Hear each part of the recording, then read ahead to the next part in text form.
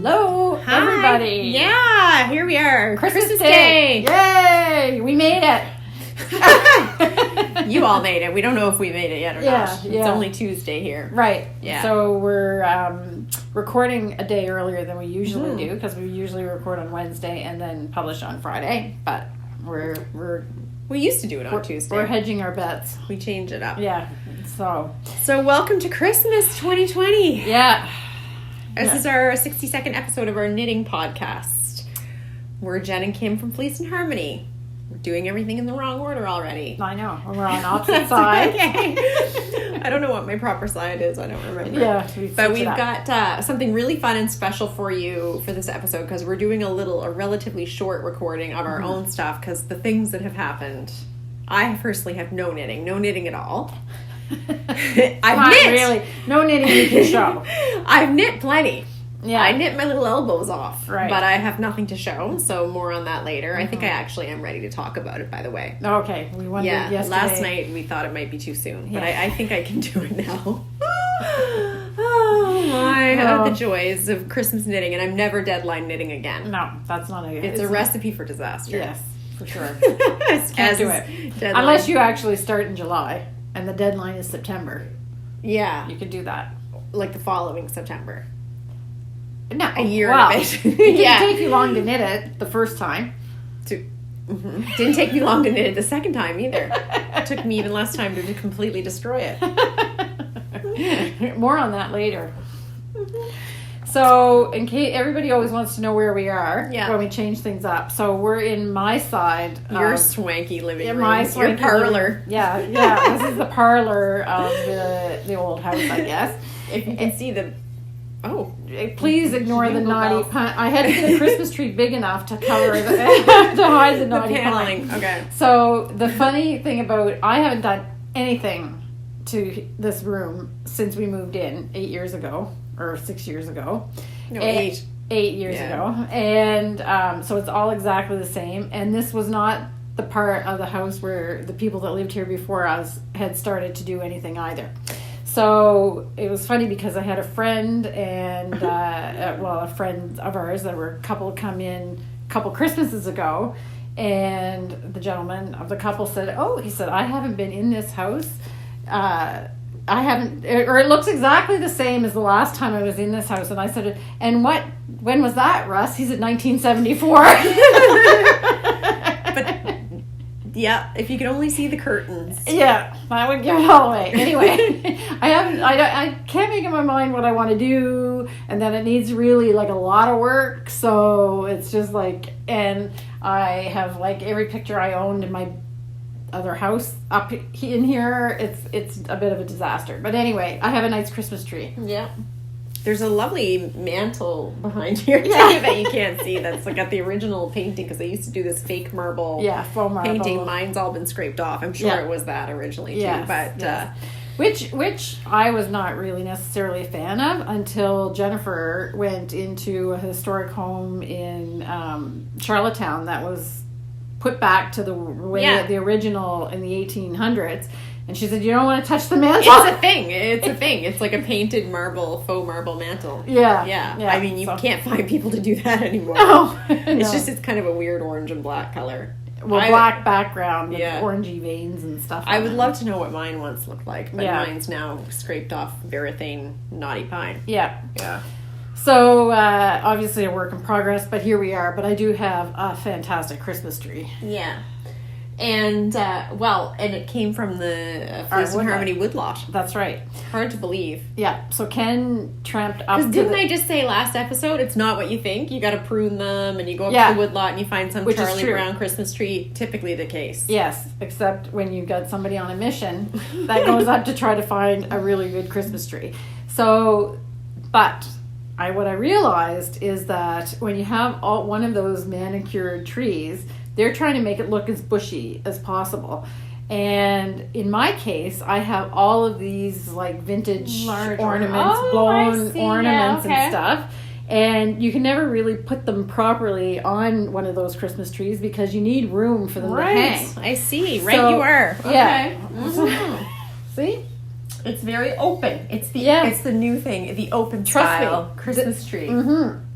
this is what you want. Yeah. I was like, I was Because some of these delighted. ornaments are like 8 inches long. Yes. Yeah. Okay. Wow. Here you go. Yeah. So There's a hot tip. Yeah. Bushy is out. Yeah. Yes. Space in between the trees. And then I was watching, I like all this historical stuff on YouTube, like Victoria's Christmas, like Queen Victoria. 'Cause she's the first one really to bring like the Tannenbaum, because her husband was German, into the UK and everything. And they were, I was watching one where they were very specific about what the first Christmas tree was like. I forget which palace it is that they celebrated Christmas, and it was very specific. It had to have 6 tiers of branches, and then they hung candy and stuff on it, and candles and stuff. But you would have had to have a bigger space because you had put a candle in one of those ones. It would be going up for sure. Right. So right. So Ken went up to the woodlot. Well, I don't know where we were. I was out because when I drove home, he pulled past us with it, and it must have been supposed to be a surprise. Yeah, it was. Because then he backed up, and we were like, where'd he go? Yeah. So I was out. I don't know where I was, and when I came in, it was all set up with the lights. Oh, okay. So then, but I like to put the ornaments on, and this room is like super small, so I haven't had a Christmas tree in here. I don't know when. I think you did do the it first once. year. Yeah. The first year we lived here. But it was down there. It was down in there's like a bay of windows there. Yeah. And so I haven't had a Christmas tree. So there's a whole ritual that I like to do. I unpack all the ornaments. They're all in tissue paper. I couldn't stand it.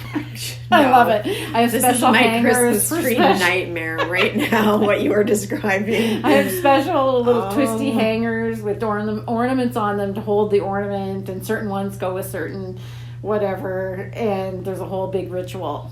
But it's just so awesome that you're not uptight. Yeah. Uptight Christmas. I'm not uptight. I haven't. Wait till we get to the llamas, and then we'll see. I think you've lost the viewers on that argument because this is hilarious. I think they know who the uptight one is. Okay, more on that later. So yes, it was a wonderful surprise. Okay. And what my problem was when I had a bigger house in Montreal with like high ceilings and stuff. This has high ceilings as well, but my big problem was I'd go out to the tree lots in the city, and I'm not a good judge of how high something is when it's outside compared to what it is when you're in or like in Walmart, let's say. Yeah, exactly. Yeah. So Ken obviously has the right skill for that, because literally the tree is touching the ceiling, raising the ceiling by like a centimeter. You have no star on top though. I can't find my angel. Oh, okay. So it's somewhere. Yeah, in the attic. It's somewhere in the attic, but we couldn't find it. So anyway, it's better hope it's not with my stuff. Yeah, no, it's perfect. It's in a little. I know what the box looks like, so if I went up to the attic, I might have been able to find it. It's not what you would expect, the box that it's stored in. So anyway, but there's no room to put it on anyway. Right. Okay. So it's like exactly the right height. Put it down, but But these are 10-foot ceilings. Yes. Yeah. 10-foot ceiling. So I'm very happy, and I sit out here. I sit and do my knitting in here, and I have my little Christmas tree on, and it's bright enough that I can sort of see. I think if you would just remove this gold carpet, you'd be half the way there. Yeah. Well, don't worry. That's coming out because It is? Ken can't stand it. The first thing it's not beautiful. I wasn't in here a day, and all the carpets were out at the side of the road. Yeah. Like every last one. Yeah. They all came out. Yeah. I just put down plywood and painted it, and that's good enough for me. There's nothing I can't live with more than carpet. Yeah. And with animals and stuff and allergies, I know. It's just they're a den for allergies. The problem is that we've got some pretty heavy furniture in here, and that I'm just trying to think of like moving my china cabinet and all of that. Kind of stuff. So we ripped them out before we put anything in the rooms. Like it was absolutely out by the side of the road like the first day we got here. Yeah. Yeah, I should have done that. Yeah, all right. Your place is full of it. Yeah. It's carpet from one square, not a square. Downstairs. No. We ripped it out of all the bedrooms and stuff. Oh, did you? Upstairs. Okay. Yeah, so there's nothing up there. Remember. It's just here and the hall in the stairwell. hall. And there's a stairs, yeah. Okay. We were afraid to rip it out. And the main thing about not having hardwood stairs is that you don't fall down them. But you've managed to fall down the carpeted ones twice. So I'm thinking that's not the thing. That's not why you still have the carpet. Wow. She falls a lot. Now people are going to be worried. No, like not in that way. Yeah. I mean, it's sporadic, but it's more than anyone else on the farm. Which is surprising because you seem like I'm more together, but you do fall a lot. Well, I'm overconfident because I'm typically kind of sure-footed. Okay. And then I get surprised when I hit a piece of ice. Or if I have those heat thermal, the one time I fell, that was really serious because I really hurt my back. I had those big chunky thermal socks on. And I think my foot slid 4 inches before I even realized it was moving because they're so thick. Anyway, that was the end of those socks. That became little lamb jackets. Sweaters. Yeah, lamb sweaters. They all got the toes cut. Them and they all became lamb jackets. Yeah, and they were very good lamb jackets. Yeah, They were perfect for that. I went back and bought a bunch more just so we'd have lamb jackets. Yeah. All right, I think those were a Christmas gift I gave you. Well, I had a few pairs of them. And I was about to tell you about I can't really drink. I usually like to have a little glass of red wine at night sometimes, not all the time, but I can't drink red wine anymore. Why? Because I can't sleep. After I have a glass of red wine, you'd think it would make you want to go to sleep, but I can't sleep at night. So now I have a new drink. What's that? Dark and Stormy. What's that? Fireball. No, it's you have to have like the real ginger beer, so like a fermented. So rum is the answer to your problem? Yes, rum. Okay. And it's ginger beer and dark rum and lime juice, and you need a slice of lime. Oh, we had that at Trailside. We had it at the place in St. Andrews. I had it at the Jaws place, the place with Did the you shark have on Yeah. A Dark and Stormy? I think so. Oh, okay. Anyway, Yeah. it's delicious. You have to have the right ginger beer, though. No ginger Pretty sure. ale. They definitely had it on the menu, I'm relatively certain. And it's so Ken got me all set up. So now when I want to have something. Neither one of those would work for me. I'm great for the first hour of sleeping, and then when it wears off, then I wake up. Yeah. Okay. All right. And I'm not having wine or anything for all kinds of other reasons. Yeah. That we won't get into. Yeah. But yeah, I've given up all that stuff and caffeinated coffee and whatever. You have no fun. Just water and tea goes through my system now. Yeah. I remember once telling the doctor, the only thing that goes in here is red wine and coffee. He was like, wow, it's like you're trying to get a bladder stone. Okay. If that's what it takes. Yeah. Okay. So the fruitcake. Right. Okay, so Rachel keeps writing me, have you cut it yet? I haven't cut it yet. She's getting nervous. She's like, Has she cut hers? No, not as of last night. She's like, the whole continent is talking about it. I'm like, I don't know where you've been, but there's several continents talking about it. I think she's feeling the pressure as being my fruitcake kind of like... Counterpart and like coach and perhaps mentor on the baking front. So we're going to now we're going to try the fruitcake. Now, I will say, in both of our defenses, and which Rachel is going to be annoyed by, I haven't done the aftercare on the fruitcake since I took it into my possession. I knew that was going to happen. This is why I looked after the dough baby on my I tried to leave it over there as long as I could at Rachel's because I knew the minute it got here. And it was really weird unwrapping it because the shroud gets all kind of like stained, like something that's had a body wrapped in it for like 100 years, and you peel that off. Yeah. Okay. I'm fresh out of the shroud. Yeah, okay, we've got some here. We're going to taste test it. So we're going to try it right now. It seems really moist and gooey. Okay. I think that's good. Yeah. I cut off the end piece and got us a middle piece because I definitely know that I overcooked mine a little bit. Okay. Or the pan wasn't the right shape. Anyway. Yeah, so you just use that as a bookend to keep it fresh in the middle. Yeah. Is that okay? So let's just... Now it's a little bit chilly because I just took it out of the fridge. I was hoping it would be room temperature by now. Okay. Is that going to be a problem? No. You've had more fruitcake than I have. Definitely.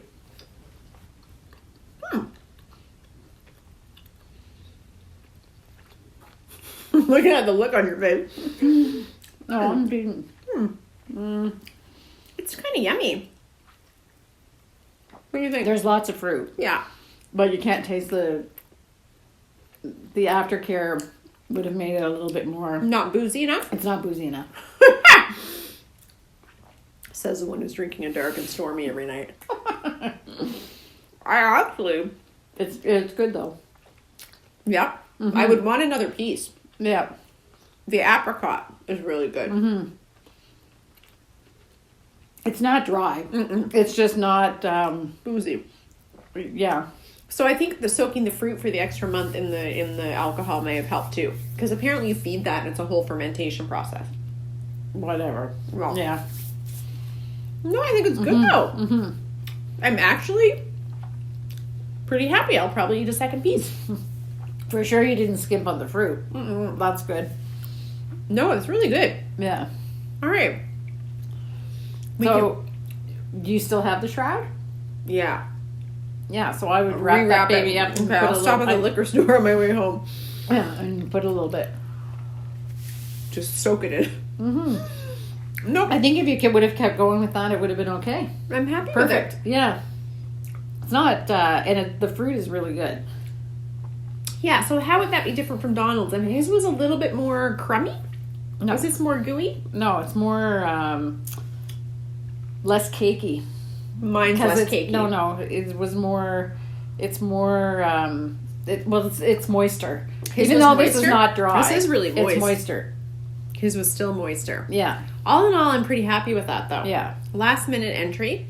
And you can tell that the stuff around the outside is a little bit more, I want to say sticky, because sticky is not really the right. It's sticky. I can tell you that shroud is, if the dog gets a hold of that. So, but you can see the difference of the color. Now there's some on your carpet.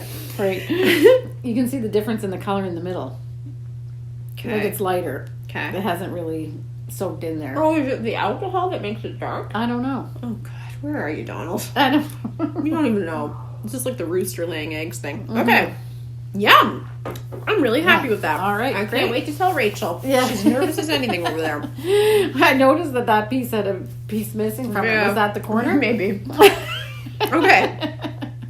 Very happy. And thanks to everyone who sent their recipes. And I want to try them all now. Yes. Especially someone sent like a Jamaican one that must have like really good rum in it. Oh, shoot. Okay, now it's oh my God, okay. It's crumbly. Okay. There's some on the floor. There's some on you. Yeah, don't step on it on the floor. The cat seems drunk later. I know what's up. Okay. Very good. Okay. I'm just going to wipe my fingers because I have to touch something Sticky. That's going to be... Okay, whip and rip. Whip Oh, and boy. Rip. Okay. We should be calling it rip and whip and... we should be calling it mass destruction. Okay. All right. So there's no real firm update. That was it. That the was Christmas it. tree. The Christmas tree and was it. fruitcake. And the animals are all fine. Mm-hmm. And we had a little bit of snow today, but Christmas Day I think is supposed to be 6 degrees or something. It's a muddy mess. It's like spring. Mm-hmm. So not a white Christmas, I don't think. Mm-mm. And we haven't been able to see the Saturn and Jupiter clouded in for because it is a dark and stormy night every night. Yeah. For the last 2 months. So we're hoping that at some point we might be able to see that, but I don't think we've forgotten what the sun looks like. Yeah, exactly. Okay. So do you want me to go first? Yeah. Okay, so I didn't bring Paisley because I didn't work on Paisley. So I know that people still want an update, but there's literally nothing to show this time. I can't even pretend that there's centimeters done. So because you're better off than I am. Yeah, because what I did was I started to knit the Rein sweater. So this is out of the New Nordic Unisex book of Arne Carlos. And it's knit in Alpaca Classic. Really nice yarn. Yes, and when since I had built my confidence on the Huxley doing the front and the back at the same time, I started with the front and the back on the same time for this as well. So what's going to happen here is that the front is going to have that beautiful stag on it. And so it won't be hard for me to tell which one is the front and the back. And they're knit exactly the same except for the pattern, all the way up to when you start to, you cut off a little bit sooner in the front for the neckline. So I don't know why I can't, unless there's really some kind of complex construction, I'll just do it like this all the time now. The front and back. I love the size it's looking, because I feel like I'm going to be wearing that. Yes. It's about time one of you knit me a sweater. So the truth is that the gauge on the pattern is meant to be done on a 4mm needle. I didn't like the fabric in my knitting on a 4mm needle, so I decided I would go down. So I went down to a 3.5 for the main, and I'm really, really happy with the fabric. But I didn't re-swatch, and I'm knitting the same size that I was planning on knitting before, so it's going to be a smaller. This is nice. Yes. I hope it fits me. So if my measurements are correct on I know what my gauge is that I'm getting with this. It seems like it's a little bit roomy because it's unisex sizing, so there's not a lot of shaping or anything, and there's no shaping in the body actually. And the size that I was going to knit, and it was supposed to be like 109 centimeters around, and I predict that it'll be about 103. Which is your wife's pellet sitting in the window? So small, I think so. Okay. So, I'm so excited. I think it'll fit me. Yeah. Make sure we check the arm length before you bind off on the arms. Okay. Anyway, it's really nice to knit. This is beautiful. Are you kidding? This is really nice. Yeah. So it's the same yarn that the marshwood was made of. That beautiful sweater. Marshwood. Yeah. Okay. But it's thinner feeling. I think a little bit. It seems less woolly. Did that have kid silk haze in it too? No, it didn't. No, it was just this. Really nice. But you had all that color work, so it was like double.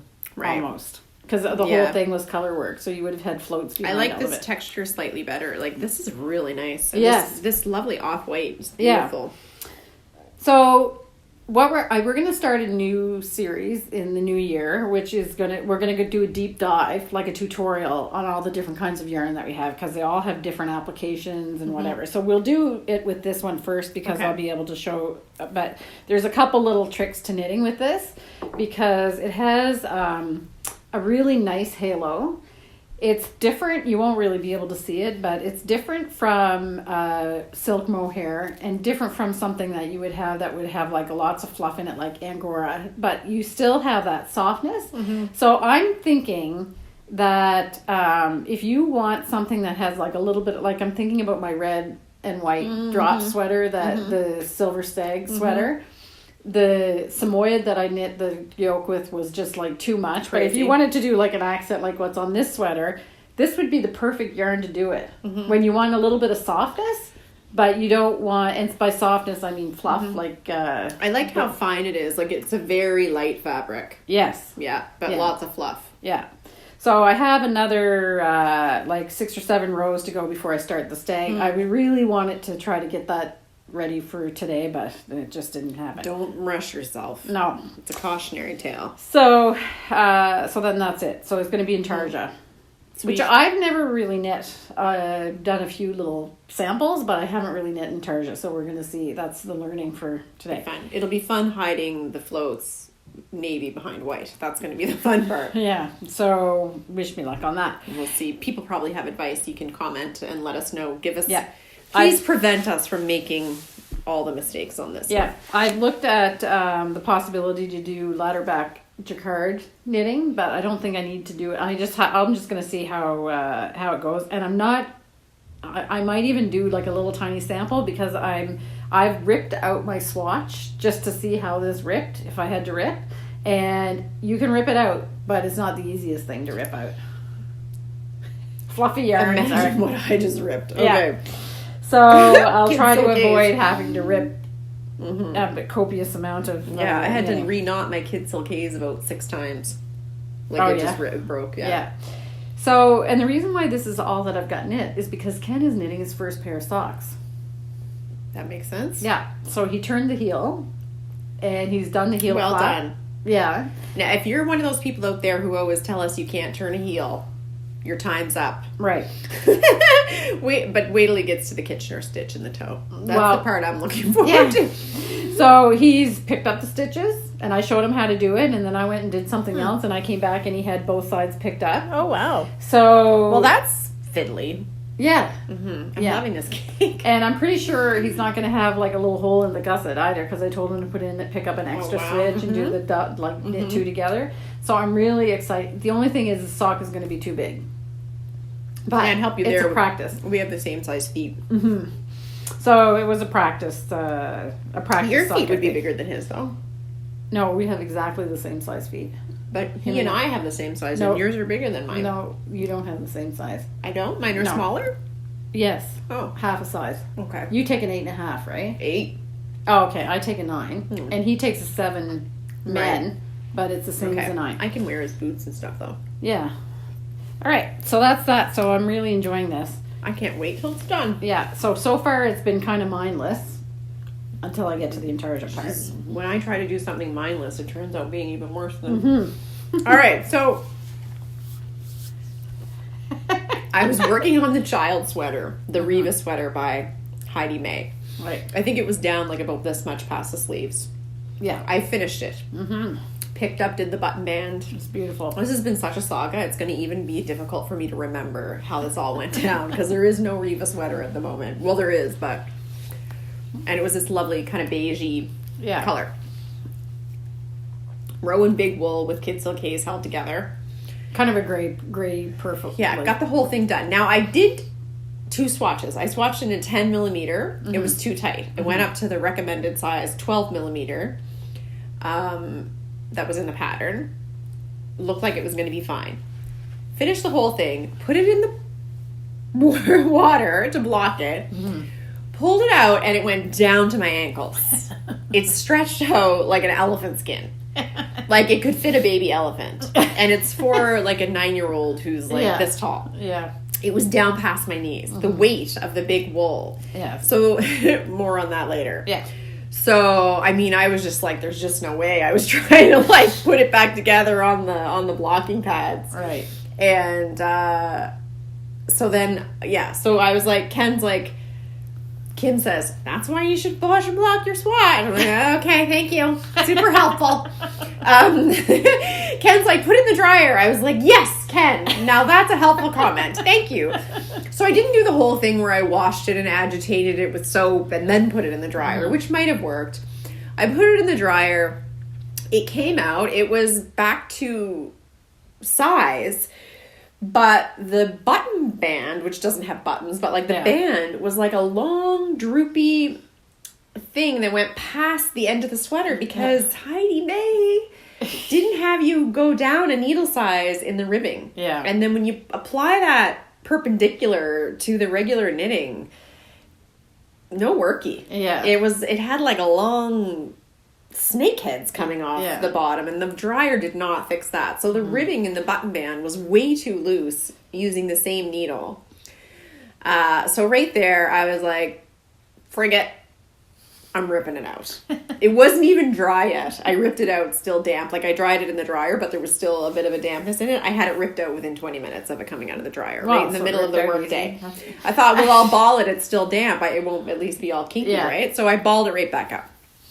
Fine. Because you were going to reknit it. Right? I'm going to reknit it. I'm going to go down to some other needle size. No. Ripped it out, swatched it on my lunch hour because, of course, the swatch it's like 7.5 stitches that you're trying to get for 4 inches. So, I mean, not much to do the swatch. It takes 10 minutes. Yeah. Swatched it again with an 8 millimeter. Soaked it way too tight. Yeah. Knit the pockets with a 9 millimeter. Those were going to be my swatch. Pretty much right on when I blocked it. Fine. So I reknit the thing. I reknit the whole thing. I did it in like maybe 3 days. So it's a fast project. It's very fast. I'm still loving the project, don't get me wrong. I'll get to a conclusion here. The problem is the recipient was staying with me while I was trying to finish it secretly for the second time. Right. So I'm like knitting like in corners, hiding like late at night, first thing in the morning before anyone wakes up kind of thing. So it's the final morning. I'm about to pick up for the button band. I'm feeling all satisfied. I left it in a great spot the night before. I thought picking up stitches is not for 10:30 at night or 11:30. It was. Yeah. I'll do this first thing in the morning. I'll have that all niftily picked up before work starts. Life is good. All I need is a giant vat of coffee to go with me. So I get the giant, and I mean, like, my coffee mug is probably, it's like a liter. Yeah. It's like a half liter. It's like way bigger than this. Well, yeah, double probably. Okay, so I get that filled up right to the brim. I fill it up so high that it's frequently spilled on my steps. That's how full I fill my cup every morning. I'm fumbling around in the dark. Runneth over. Yes, I'm fumbling around in the dark to try to get the cup laid down without the light on. Set it on my bedside table, so I thought. Had placed the knitting next to my bed on the floor the night before, which is I do fairly often, which I obviously shouldn't do because I do bring like.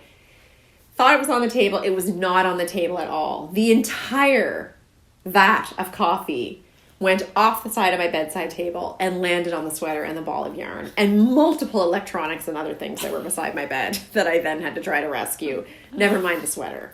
It was like my laptop, the iPhone charger, my iPad charger, my noise machine, my power bar. God, you get a lot of electricity. The electric blanket thermostat, like the whole works. Oh yeah. The noise machine, may she rest in peace. Oh. Didn't make it. Oh, no? No. Oh, wow. No, definitely not. It was like a waterfall of coffee went down beside my bedside table and the bed in between. All over the sweater. I thought, you've got to be kidding. So I thought, get it out of there. I blotted it dry. The ball had yarn in it, but it was still balled up. I was like, I don't have time to try to quickly rinse the stain out, dry it for a whole 24 hours, finish knitting it, reblock it for another 24 hours, and have it in the box by Christmas. I just don't have time. So I'm just going to leave the stain. This is where a lot of people are rolling their eyes right now. Until I finish the sweater tomorrow afternoon approximately. Then I'm going to try to get the stain out. Yeah. Knit up the whole thing. Looked great. Last night I looked online. They said try dishwashing liquid and vinegar. Tried the dishwashing liquid and vinegar. And I mean, it's a coffee colored sweater, but not quite the same color as the coffee I was drinking. Not as brown. Right. Yeah. More taupe. So tried the dishwashing liquid and vinegar. Barely did anything, but at least I got the bulk of the juice out of it. But like I didn't have time to try one thing and leave it overnight and then try another thing. And so then I thought, okay, well, OxyClean to the rescue, because OxyClean saved a red wine stain on a really beloved top of mine one time. Right. The thing is, it didn't take it out right away. Yeah. I thought it all was lost. Yeah. On my tube top that I loved. It was like a fine knit, silky kind of fabric. Yeah. But I was so devastated, I couldn't throw it out. So I put it back in the closet. And 6 months later, the stain was gone. Yeah. So the OxyClean continued to work after I had hung it back up with the stain still in it. So I fall a lot, but you spill a lot. Yeah. That wasn't me. My friend Paula spilled a whole glass of red wine down my top. Anyway, out in public. It was like, oh, this will be a fun cab ride home. It was like running down my pants. There was so much of it. Anyway. One story at a time. Yeah, sorry. So I just don't have the time, right? Like I'm under pressure. This is deadline knitting. How am I going to get this thing in the box by Christmas morning? So I think there is like OxyClean. Good. Yes. We'll go out and soak it on that overnight for sure. But then, the little devil, the impatient devil at the back of my mind said, you have some of that industrial strength scour invented by DuPont, and like they invented Agent Orange or something, so maybe that will take the coffee out. This is my thinking. Like that shit's got to work, right? DuPont, they know their stuff when it comes to chemicals. So I put the scour in with the OxyClean, and the minute I dropped it in, the coffee stain turned bright acid yellow, and all of the dye came out of the yarn. Like, there was color in the water, all taupe, and then the stain was like even more high contrast than before, and it was like an acid yellow green color or orange, kind of like acid orange color instead of coffee color. Oh. Clearly I had set it in some miraculous way, like if you ever wanted a stain that would never come out for the next million years, this is exactly what you would do to it. So I was like, oh my God. This is like at 7:00 last night. I'm out there in the dark. I'm like, I'm just going to have to dye over it. So I put the thing in the vat. I get some taupe mixed up. I'm dyeing it. 10 minutes into the dyeing, I'm like, God, the pockets are still out on the thing in the original color. Now I have a brown sweater and concrete color pockets. Oh my God. So I go get the pockets. I throw them in the vat. I'm hoping. Just swish the pockets around and hope they catch up to the rest of the sweater. So I exhausted it and blah, blah, blah. Took it out. It looked just like a dog's breakfast. It was so terrible because it's knit up. So, like, there's, like, tie-dyeing effects happening around all the stitches because the big wool is, like, about this big around. So, I mean, there's all these blank spots. I was just like, oh, my goodness. I threw it in a bucket, poured some water in on top of it for no reason whatsoever, and then just went back into the house. And I'm like, we're done here. Soaked. This sweater and I are breaking up. So I'm thinking, what am I going to do to explain to this 9-year-old that there's no sweater and never mind, like no gift at all and whatever. So anyways, many people would have poured gasoline on it and lit it on fire by this point. I'm pretty sure. I think, in fact, a few years ago, I definitely would have done that. Coffee ground. I probably actually would have thrown it into the sheep pasture on my way back into the house and let the sheep run all over it. I really like to punish the things I'm angry at.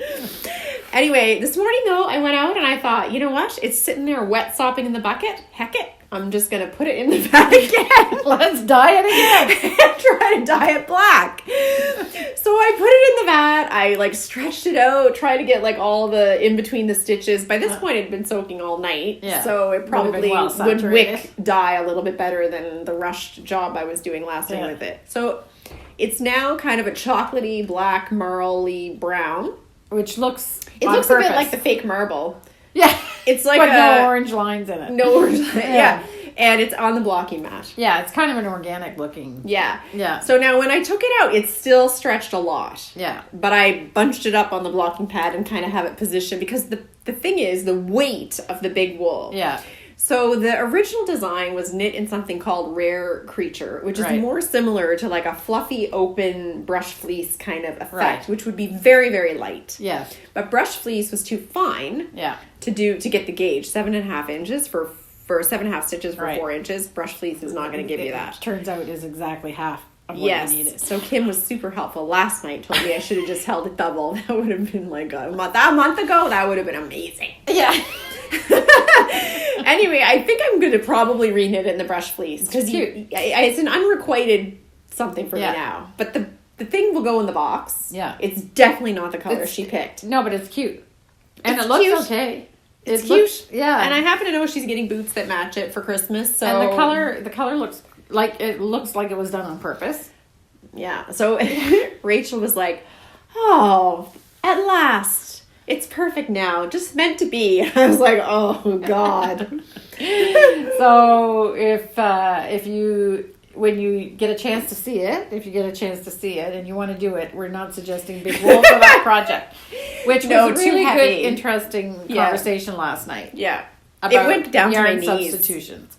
Like the stitch gauge matches is fine. Yeah. But like it just went down past my knees. Like even after being spun, the wool is just so heavy compared to the open brush fleece core type yarn. Right. Or art yarn or kind of light fluffiness that has no weight to it whatsoever, which is what you need to make it of. Yeah. So that's a good example of something else you need to be careful with your yarn substitution. And Jennifer and I were talking about it last night, and it's also super simple construction. Knitting around. No seams. And so you have no structure. Nothing to hold it up together. Just the holes for the yarn. And like there's nothing. So any kind of extra weight, it makes sense what happened. In hindsight, it makes sense what happened. Somewhat. Yeah. I think I'm going to do it again in the brush fleece because it'll be really nice. Yeah. And it will look more fluffy and cozy like the original. And you do it in a more open than your darkness, so that the fabric is a more fluffier. Yeah. Well, perfect. So it ended well. And it's quick to do. Yeah, I mean, I knit it in 3 days. Yeah. But like twice. Just how you can go to the bad side. Yeah. I went to a very dark place. I mean, I was desperate. Like, this is why I was explaining to another friend, I'm like, it just time pressure causes bad choices. Yes. If I had just left the scour out of the bucket, it probably would have been fine. The OxyClean would have taken care of it by this morning. But it's that extra little bit where you're like, but if that doesn't work, I don't have another day to try something else. That was the fatal mistake, was putting that Flignac and Scour in the bucket. Right. And I put a lot, because I was like, I'll take care of this. Yeah, well, then that's the other thing. It's very concentrated. So probably a drop might have... I've little as good. It was more like a chemical reaction, like with the coffee, like whatever. You put those two together, and with some OxyClean, I don't know what that did, but the chemistry professor would be able to tell you about something. Anyway, there was no way it was coming. You could just tell by looking at it, like that is now permanent. I have just tattooed the sweater with coffee somehow.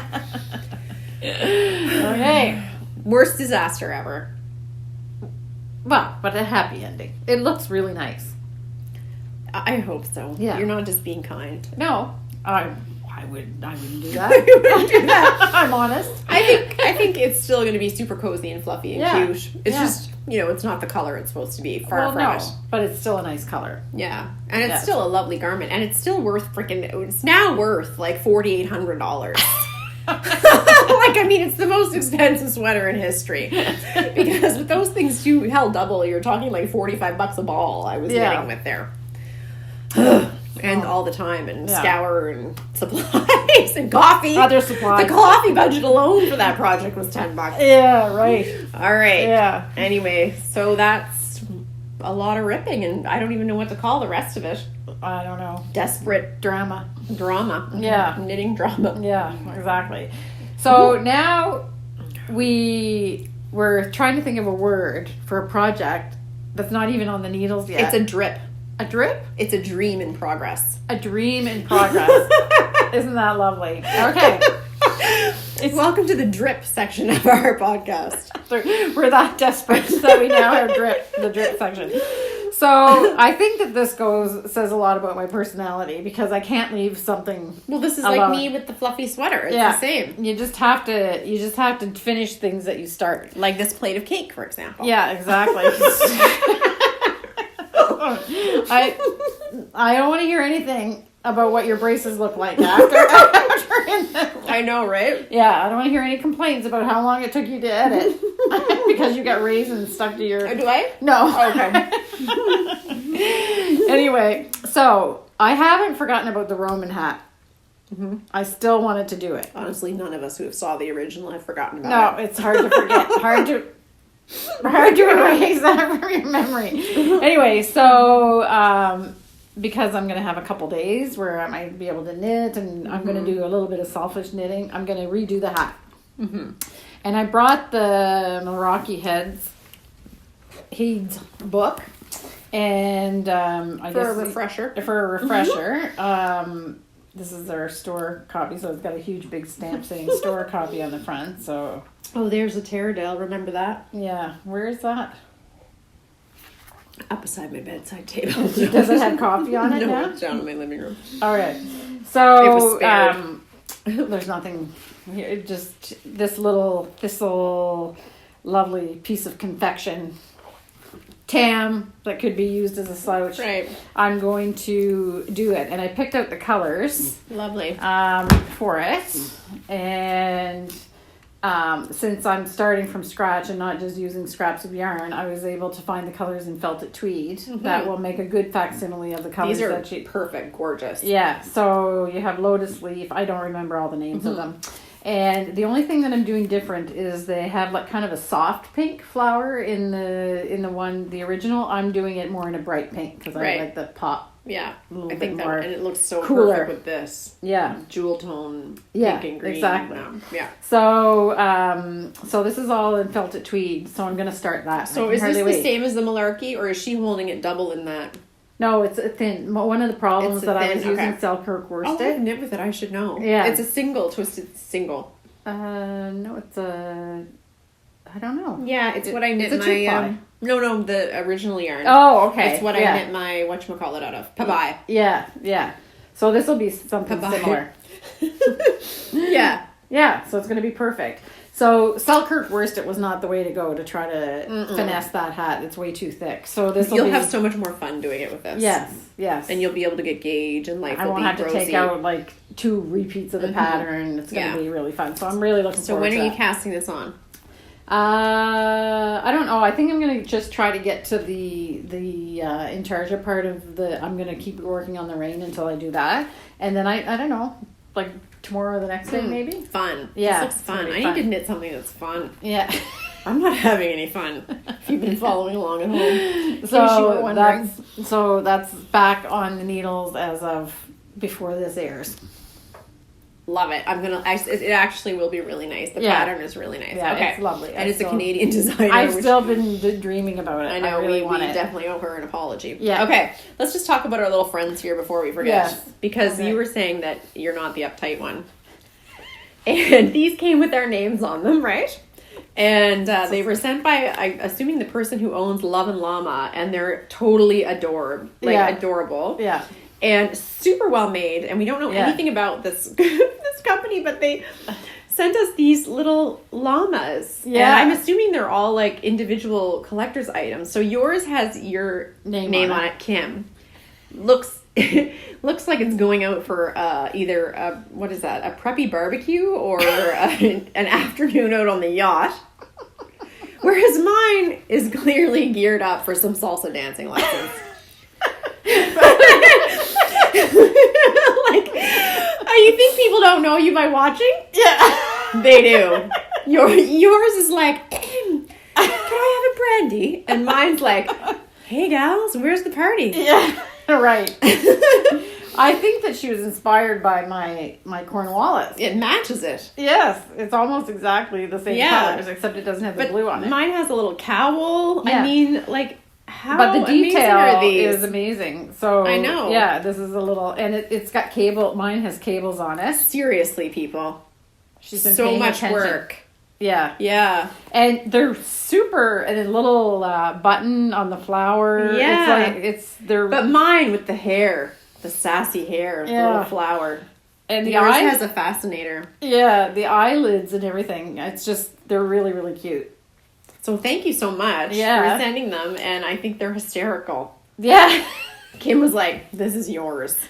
I was expecting, in fact, I thought at first that this was a horn like a unicorn, but then I realized, no, it definitely is a llama. But super so cute. So we'll put a link down to her site, Love and Llama. Yeah. In the show notes. Yeah, they're fantastic. I mean, I haven't checked them out. I haven't had a chance to go on yet, but so far we're impressed. Yeah, they just arrived. We're surprised that they arrived before. So cute and so perfect.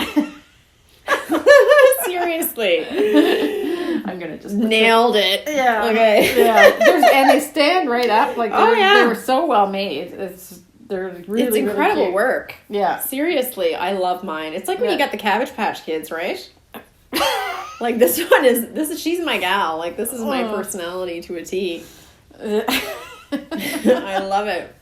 Just put a knitted bikini on this thing and I'm taking her to Costa Rica with me. Yeah, right. I'm not going to Costa Rica. Sorry, crocheted. Okay. Yeah. All right. Oh my gosh. Thank you so much. Yeah. Love it. Love it. And thank you to everybody who sent holiday cards because we love the holiday card tradition. If we were the versions of ourselves we'd like to be, we would totally have huge holiday card lists. Yes. We'd get them all out on time. There'd be a family photo in it. I have a friend that sends me a card every year. And she does usually she does like a little typed like what happened with her family and stuff like that, and everybody gets the same main typed part, and then she handwrites all kinds of details about that would be pertinent to what however you knew. I knew her from work when I was working in Montreal. Anyway, I got a card from her, and every time I open it I feel guilty because she wrote like a whole all underneath the bottom of where you sign, all on the other side, all of this beautiful message and stuff like that, and I'm like, oh, so lovely. See, that's what life's about. I get fewer and fewer every year. It's like I think even my Toronto real estate agent has given up on me at this point. Oh, he's not in Toronto late. anymore. No, that's true. Now he's in Salt Spring Island, so he's probably not sending cards. probably. Anyway, Jeff Hurdle, if you're looking for a realtor on Saltwater Island. Okay, Yeah. so the shop update is. Careful. I know, we'll put it right in the tea. Yeah. I mean, one So last. here, go get the other ones. Put it right in the tea. Drop it on the fruit cake. Yeah. Okay.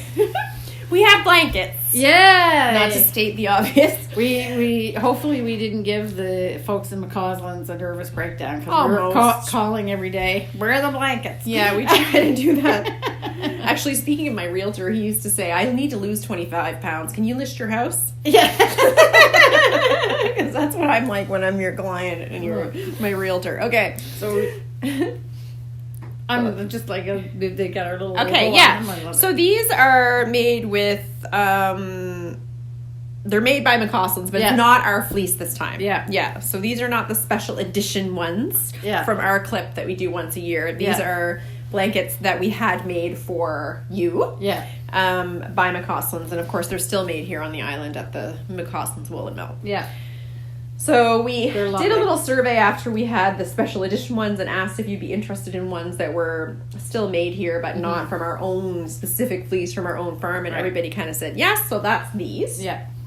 And we have changed the shipping on them a little bit because we really lost our shirt on the shipping. We had no idea how expensive it would be to send blankets. So you'll notice the difference there. Australia. Right. Oh my goodness. Yeah. And we love that we have people Yeah. so far and wide that want them. But holy smokes. Yeah. That costs a bit. Yeah. So we just adjusted the shipping policy a little bit for them. But we hope that anybody who didn't get one last time will get one Yeah. of these. So we have quite a few, a couple Yeah. dozen of them. Yeah. Yeah.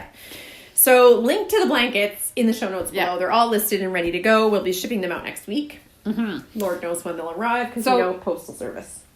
This is the tweed pattern. So the tweed pattern, you can see it better in the navy one, is the one with it's got stripes at the top, and then it just has a plain solid, tweed, Yeah. solid tweed middle. And the checkerboard has has a checkerboard, obviously, but the lighter color in the checkerboard is actually a natural gray, so it's not dyed. So they use that the black fleeces that they get to make that They're so natural soft gray. and pretty. Yeah. So we have them in two sizes this time because the lap blankets for the price were like the throws were a much better deal. Yeah. So we have the throw, which I put on my queen size bed, and it will form a layer over you. Like Yeah. it's not going to hang down the sides or anything, Right. but it will keep you warm in your queen size bed if you're alone. But it pretty much goes to the edge. Like it Yeah. would be just about this short. Yeah. The measurements are listed on the listing, and then of course they have the Fleece and Harmony tag on them. Yeah. So we have the throws, which again you can put on top of your queen size bed, or we have an actual full queen size up for sale Blanket. as well. Yeah. Blanket, yeah. Yeah. But the throws are very generous, and I would Yeah. try to show you, but you have some idea by what I just said. But if I try to open it, I can go see everywhere. 2 things of tea. Yeah, And some fruit yeah. cakes- fruit So we cakes will stuck not with- attempt that with the luck Yeah. I'm having this Yeah. week so far. And this is the green. Yeah, Pretty. and chose the colors because they're in our logo. Like, Yeah. we've got different versions of our logo. Yeah. We didn't get orange ones. No. But some of the others. There is a newer red color. though. We might try it Yeah. sometime. Yeah. So this is it. Yeah. So And the next ones probably won't be available till next July again. Yeah. So good luck. Yeah. Godspeed if you wanted a blanket. Yeah. There they are. Yeah. We would have loved to have had them out for Christmas gifts, but Right. that's just not the way it worked out with Yeah. how slow things are these days with all the changes in the business environment and so on. Right. So this was the Right. earliest we could get them. Yes. So that's that. We so the situation with our yarn. So our yarn is no big deal, but the Rowan is still experiencing some. They're slowly getting things in that were missing, that were caught in the lockdowns and stuff in the mills. But our inventory is pretty good in the stuff that we have. We've got sweater quantities and everything, so people are looking at that. And we did get magazine 68 back in stock. Yeah, things are looking up in our shop. We've actually got a lot done the last month. Yeah. And Yeah. our orders are caught up. Yes. So right now nobody's late, but I mean, of course, the postal service is taking forever. Yes. And But we don't have people- control over that. We've started to get information that orders that we shipped out left here on between November 30th and December 5th are just arriving now in the US. So they're about a week late. Yeah, so that's just the delay. That service is normally like an 8 to 10 business days, so they're definitely late. But it's in the postal service that they're late. I mean, only to be expected. Yeah. I mean, the volume they must be getting, it'll be really It's crazy. something. Yeah. So I mean, that's it. And we did get 4 carousel books. So if anybody was waiting for the Martin Story carousel, we've got 4. Okay. Part of our order, so that's still no rainy day, so you can't make anything with any of it. But you have to substitute the yarns. But let us know if you want to make something out of it. We can suggest something. Little poncho with the feathers and stuff like that. Cute. But yeah. So it's a lovely book. Very well done, Martin. Sorry about your yarn and book shortage. Yeah. Okay, good. So we had a little ask us anything about a puffin kit. Yeah. So Wolf in Sheep's Clothing made a pattern. Made a pattern, a cute hat pattern with a puffin on it. Yes. And somebody wrote it, actually Nancy Knott, wrote it and asked if we would do a kit. And I think we will. In Selkirk worsted. Yes. We just haven't put it together yet. No, we just got the request. So we'll have that ready to go for next episode. Okay. But thank you, Nancy, for the suggestion. Yeah, it's a good one. Yeah. So we'll try to pull that together as quickly as possible. Probably not going to be listed on Friday when you're viewing this, though. Probably for next. And honestly, it's probably not going to get there any faster one way or the other. Yeah. At this point. Okay. You might be better off ordering it in January. Yeah. All right, so now we have a special feature that we've added because we didn't have a lot of knitting content, and also it's Christmas Day. And I just want to say, if there's anybody watching this who is alone on Christmas Day due to, what's going on in the world right now, our hearts go out to you. It's really challenging. I know our mother is probably bawling every day. She's very, wondering what Christmas is going to be like. This will be the first year in 8 that they haven't come to the farm for Christmas. Yeah. And there's a lot of that going on. But listen, we have each other and other people local to us that are in our bubble, and our situation here in this province is very positive in that regard. We're not, suffering in the way that many others will be. And Christmas can be a very difficult time at the best of times for some people. So if you're watching this, we just want to, and you're alone, we want to wish you a Merry Christmas. We hope that will get or have gotten some giggles out of the whole thing, and we're keeping you company because we would love to feel that, basically we helped brighten your day, Christmas Day, because it's going to be a tough one for a lot of people. And a lot of IOUs on gifts, my goodness. Yeah.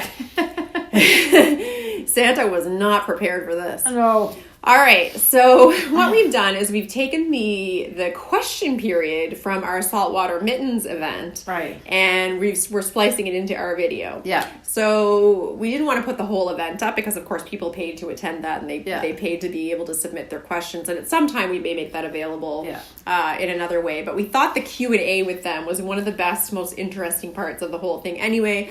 And it's very interactive with Kim and I and the authors of the Saltwater Mittens books. Christine and Shirley.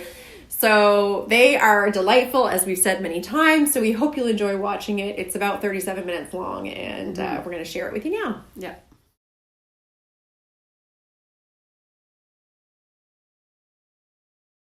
Do you have a couple questions that came in over the chat? And the first one is, and I mean, good luck with this one, but can you estimate the number of pairs of mittens you've each knit? Well, Christine probably has more. I'll let her think about it, but I do about 60 pairs for each book.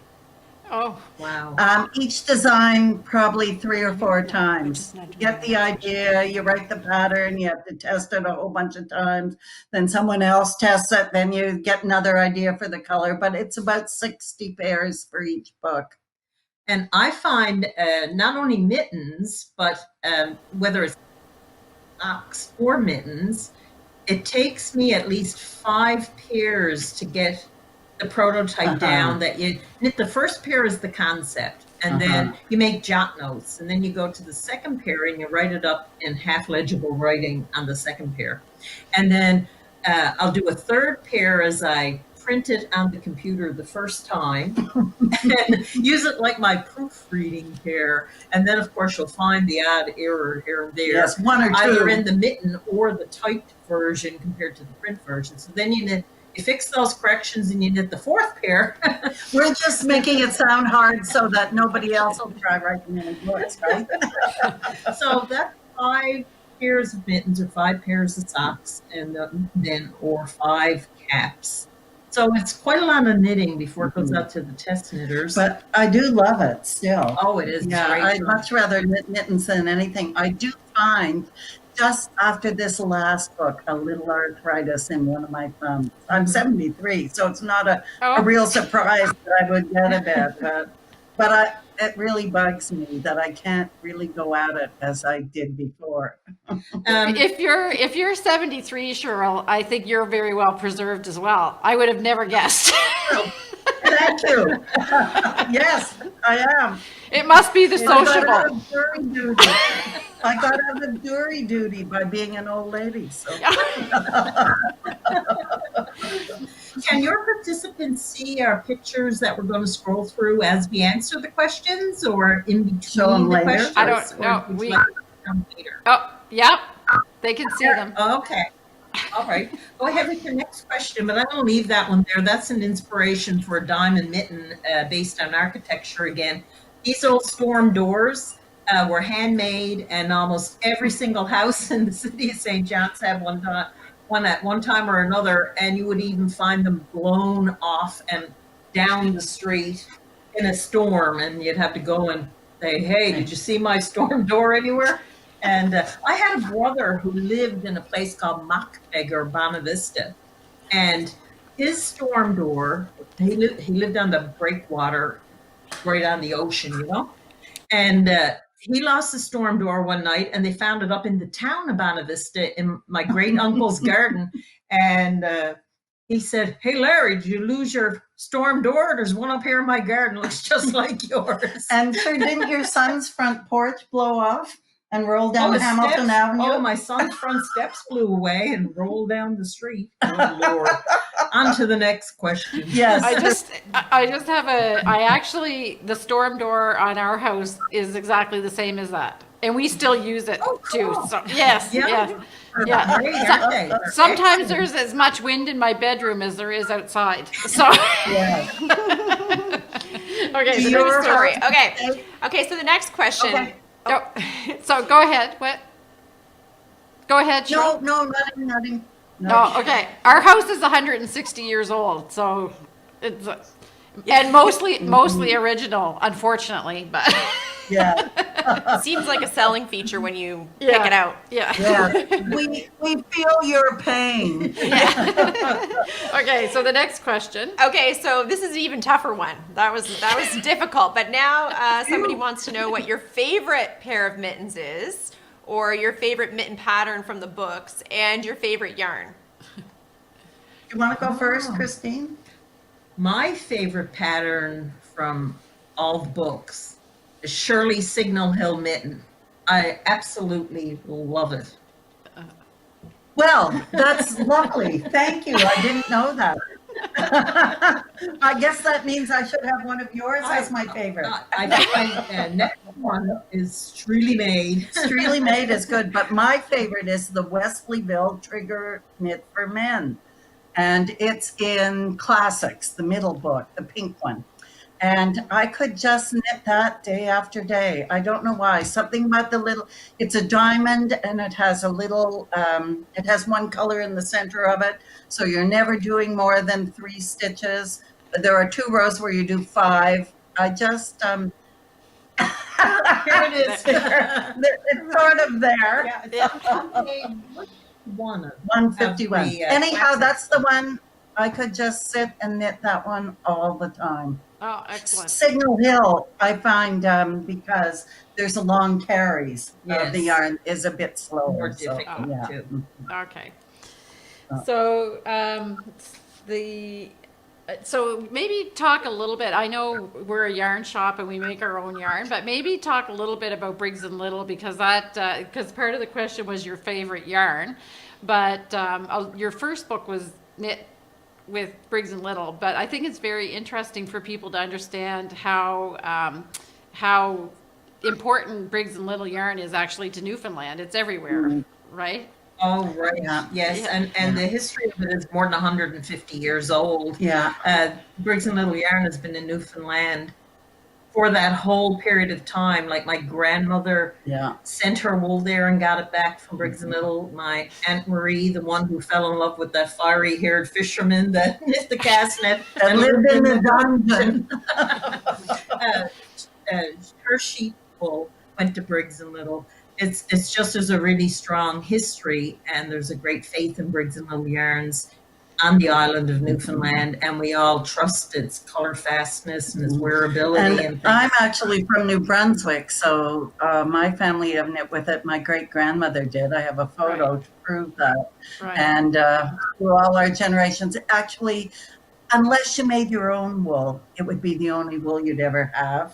Right. When in my time growing up. So, but Briggs and Little Regal is my favorite yarn in the world. It would be, pardon me, followed by some lace yarns from Shetland. I think Right. they would be my second favorite.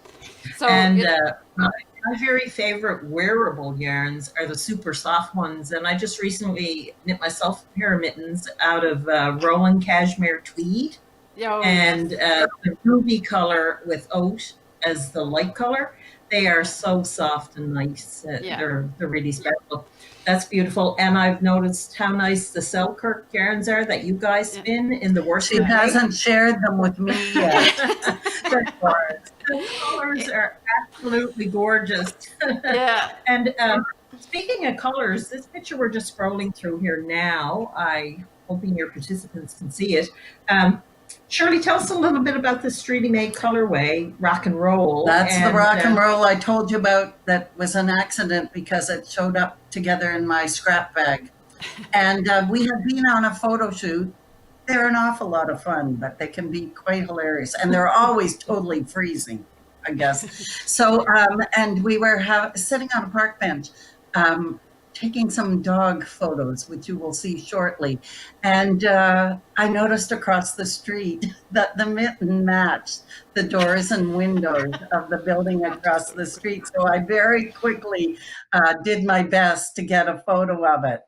And the reason you might find those doors and windows especially interesting is that is the office of Target Marketing, who do the wonderful Newfoundland tourism ads. Oh, yeah. Those ads are iconic.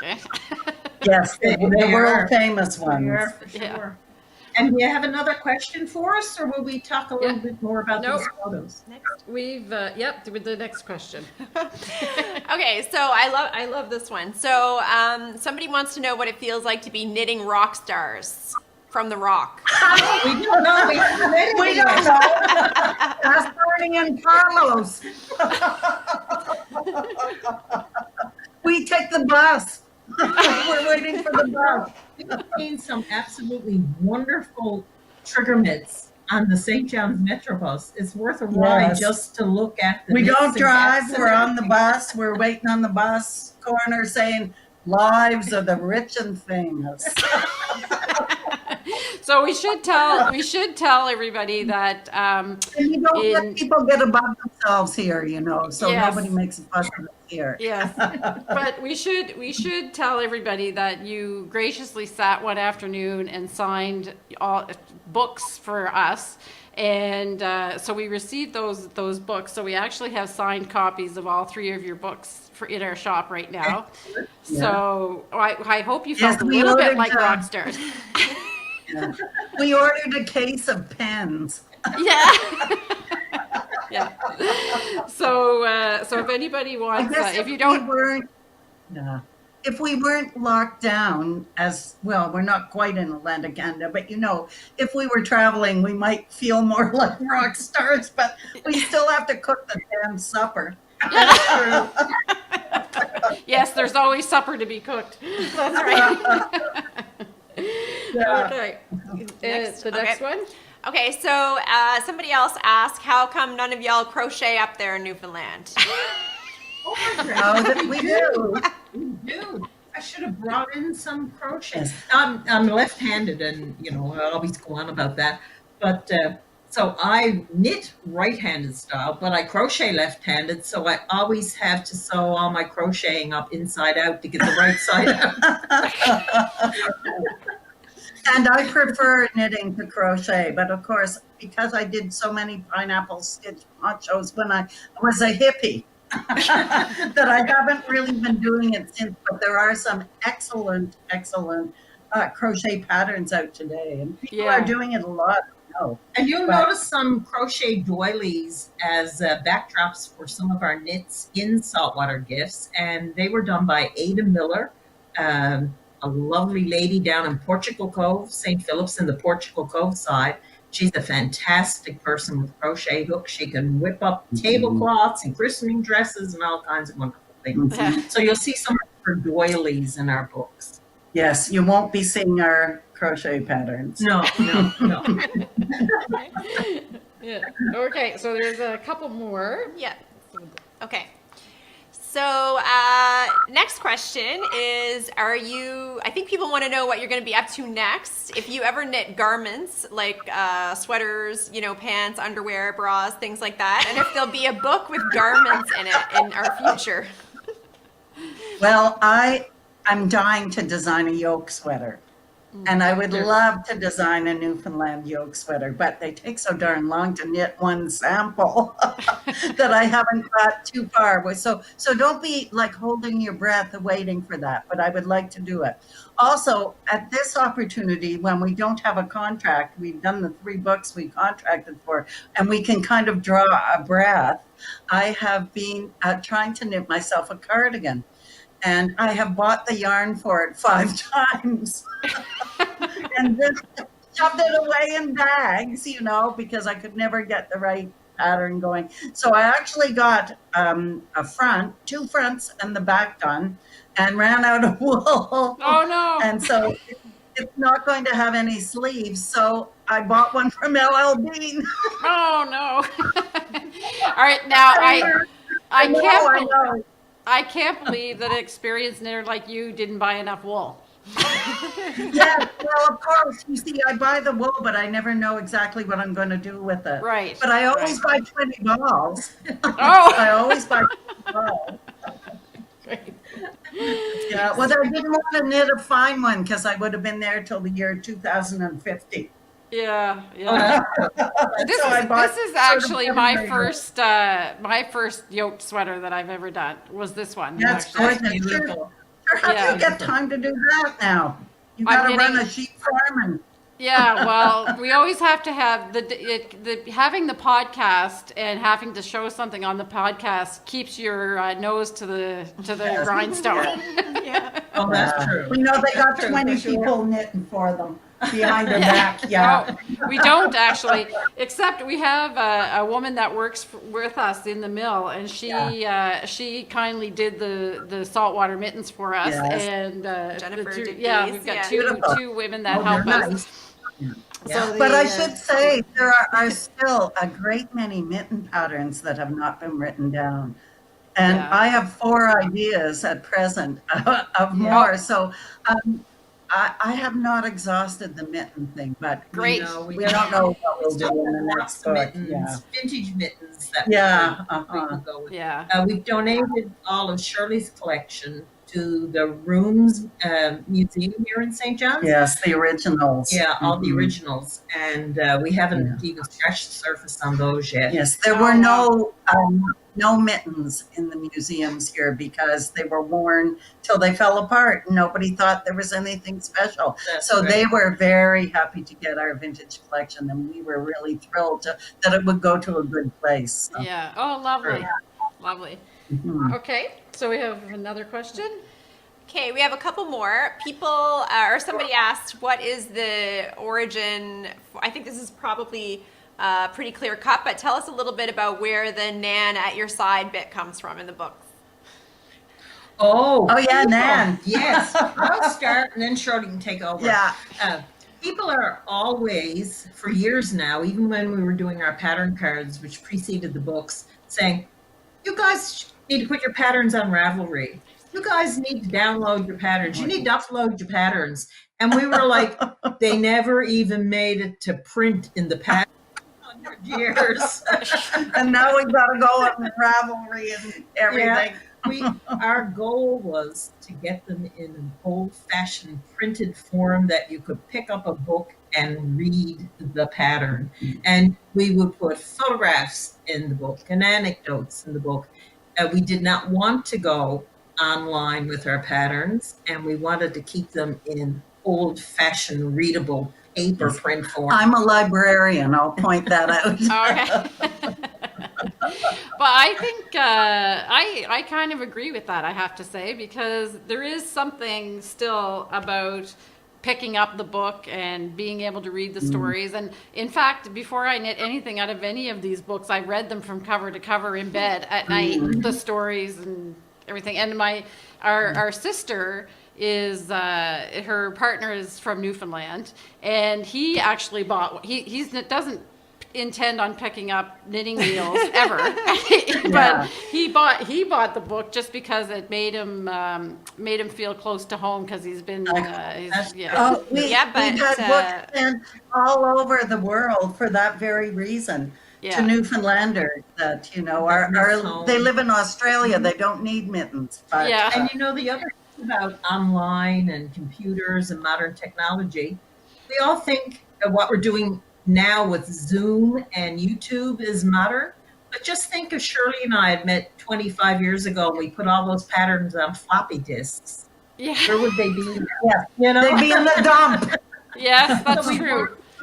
Really preserve it in the old-fashioned But form. to talk about Nan, I just remembered what the question was. We get so many technical questions from people, and of course it's very hard to answer many of them, and to sort people out in an email, but we do, and pretty much every day we're doing things like that. So we, rather than have a really big, deep technical section in the book, and we want it to be sort of more on the coffee table book side than a technical manual. So we didn't get into technique too much, but we thought, they get into a pinch, and if only Nan were there beside them just to sort them out, they would have, a chance. So that's what happened to Nan, but she died a death there, an untimely death after classics. Something funny, it's really a swear word, but once we had Nan into the classics book and we were talking about saltwater gifts, I went shag Nan. Shag that old man. I'm not sure. I'm not sure what shag means. I'm not sure what shag means in Newfoundland. Think about it. I think it's kind of a mild swear word, but there's and if you make a mistake, it's called shagging it up. Okay. Thanks for the clarification. I'm very tired. Shag out. Okay, just a couple more. Are all the models in your books family members? I imagine they're friends and family members, but are you at the hiring a professional model stage yet in your rock star career? Oh, God, no. Books arranged for a wonderful photographer, Anya, to do the two covers of the classics and the gifts book, and they employed some models on the covers of those books. But anyone you see on the insides of those books are family and friends. Christine not only got her whole family in there, but their chickens as well. They're all portrayed in Saltwater Gifts by name. Like, I'm from New Brunswick. I didn't get anybody in the whole thing. So are the chickens yours, Christine? No, they're my daughter's. Lori owns all the chickens. Okay. So we've got onesie in there. We have a local artist, John Andrews. He's fabulous. He did a portrait of onesie, Lori's rooster, and sold it really fast. But there's a print of John Andrews' onesie painting that lives in Lori's chicken coop, and it has an electric light shining on it. So my hens will go to bed. And I did a pair of gloves to commemorate Onesie's life. They're not in the book, but they could be at some time. But I did them in onesie colors. And then there was Coco, the silky. She was so beautiful. She had like a navy blue iridescent. Probably has a bead. little headstone, you know, out there. That's good. Mittens were all inspired by Lori's chickens that live out on our compound. Yeah. So they're our friends, our family, and their poultry, Yes. Great. and our editor's dog, and our publisher's dog. Yeah. We couldn't have one without the other because Luke on the back, who's passed away now, is our managing editor's dog, and so the Boulder, Gavin and his wife Amanda, who own Boulder Publishing, along with Jeff, I should say. But so their dog Coco had to be in too. So Oh, great. That's right. couldn't have favorites. You know, Coco was a pup cake from the was it Bahamas. and they found him as a little stray puppy living off garbage, and they got special permission to bring him home to Canada. So in the doggy bandana picture in the book with Coco, Coco has a very happy life now. Yeah. Yeah. Wow. That's a real rescue. It is Yeah. indeed. Yeah. So who are the people in your neighborhood? Like, who are the people in your knitting book? Okay? Yeah. Yeah. That's right. Okay. So is there more, Jen? Yep, just a couple more. Okay. Recommend a favorite first pattern from the classics book for somebody who doesn't have a lot of knitting experience. Yeah, because not everybody wants to start with a Yes, two-way color.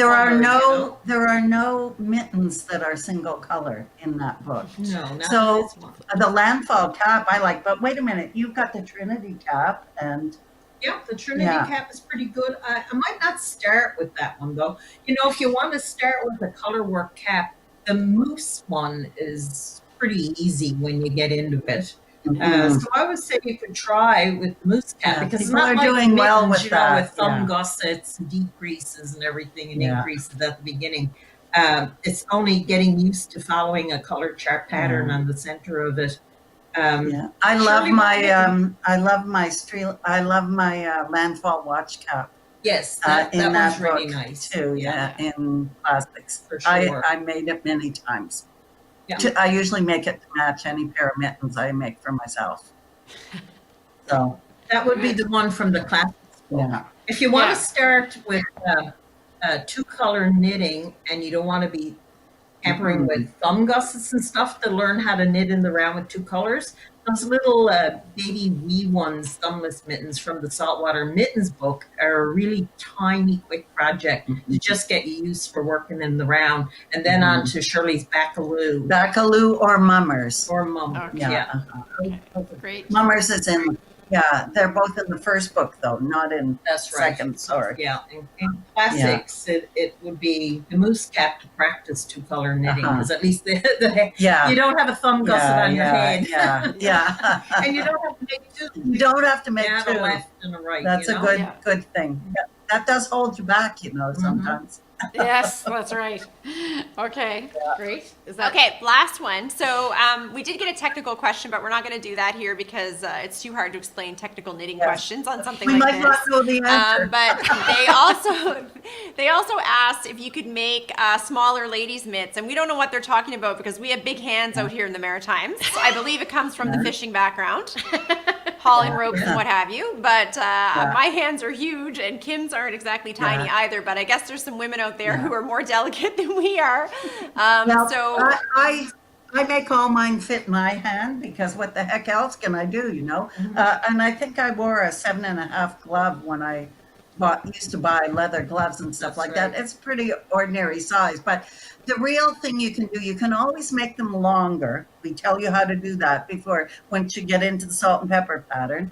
And you can make the thumb and trigger finger if you've got one on longer. But other than that, you've got to do it by changing the tension of your knitting, which usually will mean, if you've already bought the yarn, it means you'll try bigger needles till it comes out, or smaller needles, you know?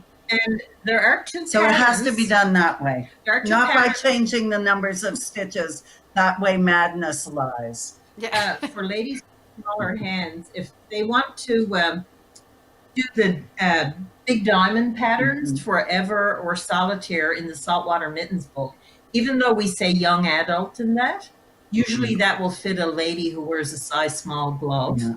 And the other one would be the St. Mary's Bay diamond trigger mitts for youngsters. I've seen They're small. lots of ladies that wear a size small glove buy those and wear them as adult gloves because they would fit Yeah. a 10 or 12-year-old anyway. You know? And also, if the pattern calls for heritage, which is really an Aran weight yarn, you can knit it in regal, which is a light worsted weight, and it will be smaller. And if you want it bigger, and you may also want to change your needles, it's experimental. Unfortunately, you've really got to do a bit before you'll actually know if it's coming out. Don't forget to give them a little bit of a go over with the iron, some steam at the end too. That gives you an extra little bit of stretch to your mittens, and they will loosen up. Yeah. Will It's loosen up. interesting. It's interesting what you're saying because Janet, who knit these mittens, these were her second pair, and she's now on her third pair, and she's changing. These are knit out of Selkirk worsted, but she's doing exactly what you're saying. She's changing the needles and getting different sizes for the different people that she's knitting mittens for Christmas for. So she's not changing anything about the pattern. You know, we give a gauge, and they do have a gauge, but doing a gauge swatch is kind of stupid with them because it has to be circular. And by the time you get it on, you might as well just start and make a mitten and see how that's going to come out.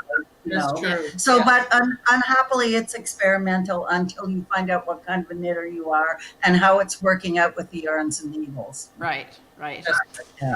So I actually have a question. Oh. I just wanted to, Christine, when we first talked about doing this, you had told us about this book, and we absolutely love this recipe book. So I've already made the cod cakes. Yeah. They were good. I would just ask you if you want to just make a little, tell us a little bit about the recipe book. And I'm most interested in all of the names that are at the back of the book. I'm thinking that all 3,200 people that contributed are It's the whole town. You know something interesting? It's the sign of the times. If you look at all those names in the back of those books, in the back of that particular book, the ladies who did the patterns were referred to as Mrs. George Lawrence, Mrs. Clem Paul. You never know who they were. Harold Swires. They were anonymous, like most women throughout history were ignored, and they value because of the men they were attached to. And that is one of the things in that book that stands out as the era of like the 1950s in small town Newfoundland, is that women did not have an identity. And a lot of the family trees, if you see a Newfoundland family tree, it says born to the father and the mother name. If it was a son, it was a son, George Charles. If they had a daughter, it just said daughter. And then it went on to the next son, William John. And then if they had another daughter, it just said daughter. So you never knew what became of the daughters. And it's really, really noticeable in the glossary of that book about who submitted the patterns, for sure. Yeah. So we've come a long way, baby. yeah. In about 1953 or 1958, it was in the 1950s, I went with my mom to a department store called Barring's that used to have a cooking school. And that's where my mom got her copy, and I own her copy of that. And Mom won a chafing dish there as the door prize. And I used to be fascinated at the little flame. And what is that? Yes, what would you use that for, right? Well, casseroles were a big deal. Yes. Heading out of the 50s into the 60s. Yes, something you could open a tin and make. Yeah, that's right. So it's been reprinted. And many years ago, Gavin, our publisher, Gavin Will from BoulderBooks.ca, he had come to the Craft Council of Newfoundland and Labrador Craft Fair, and he went, I've reprinted the Treasury of Newfoundland Dishes. I went, oh, wow, Brilliant. it's going to be a bestseller. And I do believe it is one of his very best sellers. And the little stories in there, the little poems and stuff. Sure, yours has got all kinds of batter on it. Yes. Every kind of bit missing of the everything she cover. ever ate on it. And the gingerbread recipe in there is great. And when you think that recipe was more than 100 years ago when that book was published, and we're living in 2020, and that was back in 1958, that recipe is 160 odd years old now, at least. At least. At They least. would have made it before it Yeah. was written down. And of course, they've worked all the bugs out. The Yorkshire pudding recipe in that is magnificent with roast beef dinner. It's a fabulous. You got to have a Yorkshire clean pudding. oven for Yorkshire pudding. The baked bean recipe in there is super delicious. And that 3-bun bread that you saw that sank the Titanic earlier. With a bullet hole in it. It's got a bullet hole in it. The growler. It's just an absolute wonderful piece of Newfoundland culture. It's like the Bible of Newfoundland cooking, in my opinion. Right. And I think Yes, and everybody uses it here. I Everybody. think that when you go through the recipes and you see, it says a lot about the hardship and making do that people had to do, because when you see the rest, like, I don't know, like some of these cakes are made from nothing. Yeah, that's right. Yeah. You don't have flour, no problem. You don't have eggs, no problem. You don't. Yeah, no eggs, no fat. Yeah. So it's really. Modern pancakes, they're all like super fluffy and they've got eggs and all kinds of vanilla and everything fancy. As a child, my Newfoundland pancake, which I thought was delicious, it was fried in rendered out pork fat. Yeah. It was made with just flour, salt, a tiny little bit of sugar, a little bit of milk, and that was it. And a that little was bit of it. baking powder. And you just stir it up and you'd flatten it out and you'd put it in the frying pan. And it's what we'd have on pancake night. And you'd either get a penny, a nickel, a dime, or a quarter. Into it? Yeah. And my job was to boil all the coins when I got home from school. We didn't poison anybody. It's great. Well, people actually, we sent out the gingerbread recipe and Nan's rum sauce, and people have made it. So we were seeing reviews on the comments coming in about the gingerbread, and apparently it's tried, tested, and a big success even by modern day standards. It's really yummy. And there's a recipe in there called coconut cupcakes. Yes. They're really good too. Now they're dense. It's not like a Duncan Hines cake mix, like they're substantial cupcakes. Yeah. You can slice them with a knife, but they are so good, especially with just like a vanilla buttercream frosting on top. It's just the coconut cupcakes, I'd highly recommend them. Yeah. Fried bologna is good. Yeah. I think you must have tried almost every recipe, Christine, because every time I talk to you, you tell me another favorite one. Yeah. I'll tell you, they eat well in this house. I live by myself. It's pathetic, but they eat well in this house. Great. I'll roll out of the chair shortly. Yeah, that's right. As it should be. As it should be. Yeah, so I guess that's it. I think I just can't. Can I share one final photo? Absolutely. With you guys? Yeah. Okay. On your screen here, you're going to see the Newfoundland dog and the Labrador Retriever, which started out with the name St. John's Dog. And these are two statues of our favorite dogs. And Shirley took this picture in Harborside Park at this time of the year. Harborside Park's looking out through the narrows of the St. John's Harbor. It's one of my very favorite. It should be famous. Yeah. Favorite photographs. It's famous now. That Shirley took, and I'm so glad she put the doggy bandana on them. Yeah. And they're standing guard for on the island of Newfoundland, aren't they? Yep. Beautiful. Water dogs. There. Yeah. And we really want to thank everybody for joining us this evening. and having patience as I clicked that mouse before Shirley finished speaking. And we could go on for weeks talking Yes, about the we things could. we've learned about Newfoundland knitting and all the little anecdotes. Yeah, well, we're so thankful that you agreed to join us. We've had a great time. We were laughing the whole time, and I think that it says a lot that the spirit of this community of knitters and everything is it's Yes, very well, we hope heartwarming. we brought some a nice evening. And I like to say that in the modern world, there's a worldwide network on planet Earth, not just a network. It's a network for sure. Yeah. That's smart. Is that smart, Shirley?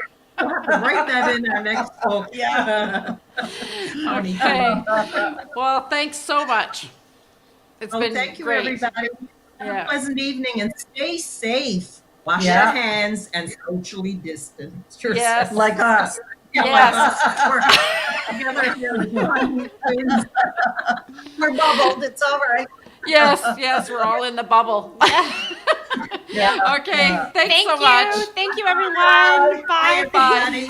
All right, so it was really great to have that available Yeah. to put up as a little bonus Yeah. to this episode. Brings back good memories. That was a yeah, fun night. it was a really fun night. I Yeah. mean, I would spend every weekend with them. Yeah. I mean, they're going to be having fun this year, no Yeah. matter what. That's Yeah, for sure. That's right. Yeah, so they're great people. Yeah. And somebody asked me today if we knew what they have planned next, and we don't know what they have planned next, but we do hope they'll do something else. Yes. Because their books are truly amazing. Yeah, and we still have them available. Yes, and we still have a signed few- copies. Yes, we have signed copies. Yeah. And we do have a few of the Newfoundland recipe book Yes, too, because those we sold referred to really that. well. Yeah, we referred to Yeah. that in the questions Yeah, and answers. so we'll too, link to both of those, the signed Mm-hmm. Saltwater series and the Treasury of Newfoundland Dishes in the Right. show notes. So if that inspired you to do some Newfoundland style knitting, we've got you covered there. And I think we're going to say adieu. Yeah. Oh, because I just watched Sound of Music, that's why. Adieu, adieu, adieu.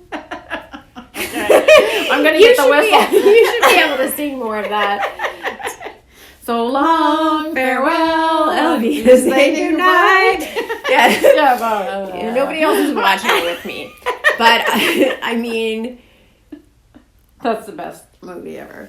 it really is a good movie. And Yeah. it's over 3 hours long. Yeah. I watch it every year at Christmas. It's not really a Christmas movie. No. But I don't know why. It's because of that one song, A Few of My Favorite Things, that they make it a Christmas movie. They always have it on TV at Christmas, which is a lot cut out on the television version. Is there? I think so. They cut, because it's 3 hours. It would be Yeah. 5 hours with commercials. Yeah. So I've already watched it once. I may watch it again. Really? Yeah. Have you watched because- Love Actually yet? Yes. You've watched it Yes. already? And I Oh, watched wow. and I watched National Lampoon's Christmas. Oh, I don't And I watched It's a Wonderful Life. I've been over Oh, there. yeah. Oh, I'm okay. all I up like to A date. Wonderful Life too. Yeah. Yeah.